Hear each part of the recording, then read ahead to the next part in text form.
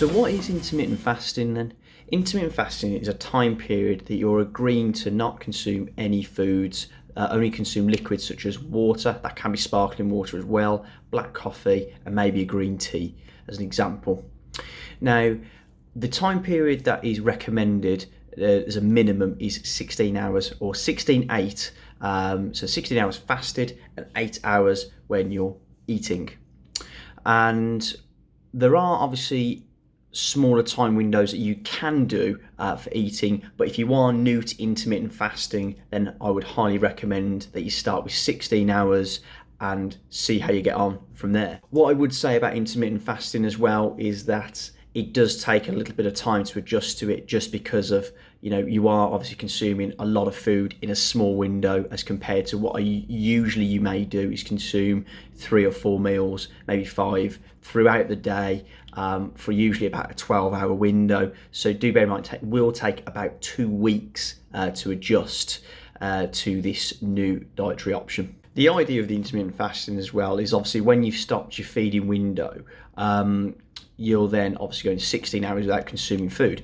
And what you will find is your body is going to have its glycogen stores depleted to pretty much zero, and then use fat as the energy source. Unless you're doing a keto diet at the moment, your primary source of energy will be carbohydrates, and that is how your body, produces energy at first and then draws onto the fats.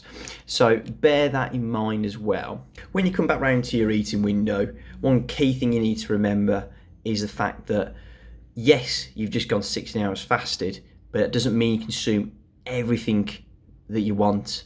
The key to fat loss is going to make sure that your calories in versus your calories out. Make sure that you do not eat more than you're going to use, and that will be the key to the fat loss, combining with the intermittent fasting for you. But obviously having a smaller window to eat will be helpful, of course, to ensure that you don't consume as many calories.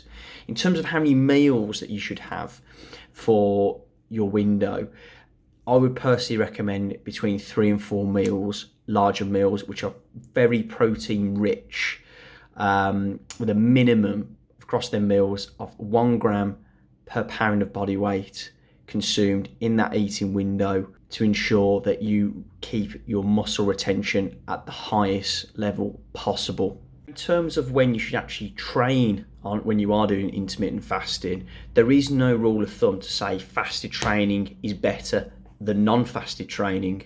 So you need to obviously work out what fits into your schedule for that day. Now, if you are going to train fasted, what is important to bear in mind is obviously you've just done a 16-hour fast, very likely. So do try to consume something protein rich with carbohydrates very shortly after that training period. Of course, if you don't have food available at time, please make sure you try and get something like a whey protein shake, just to make sure that you're getting some protein to help with the muscle retention again. I personally actually tried intermittent fasting for about 6 weeks to get a flavour for what it was like and does it actually work.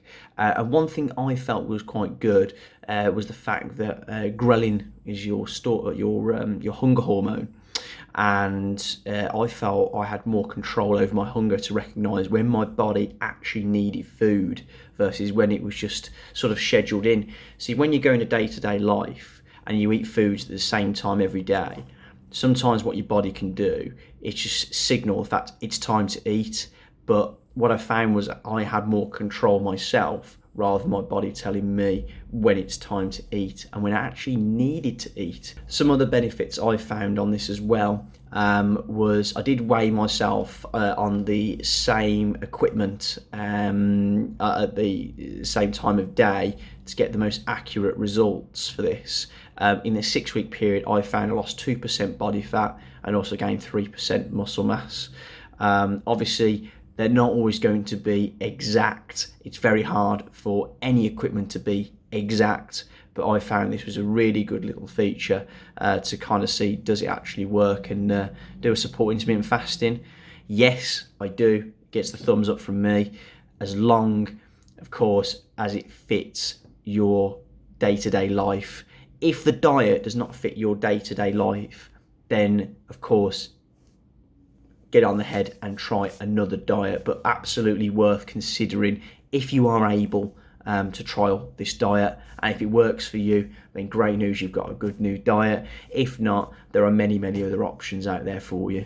I hope that helped many people out there understand a bit more about intermittent fasting, and is it something that you personally should consider. Of course, if you are needing a bit more guidance with your diet, do of course contact me at jymsnutrition@outlook.com, and also contact me by direct message by Instagram or Facebook if you need a little bit more support. And I'll see you next time.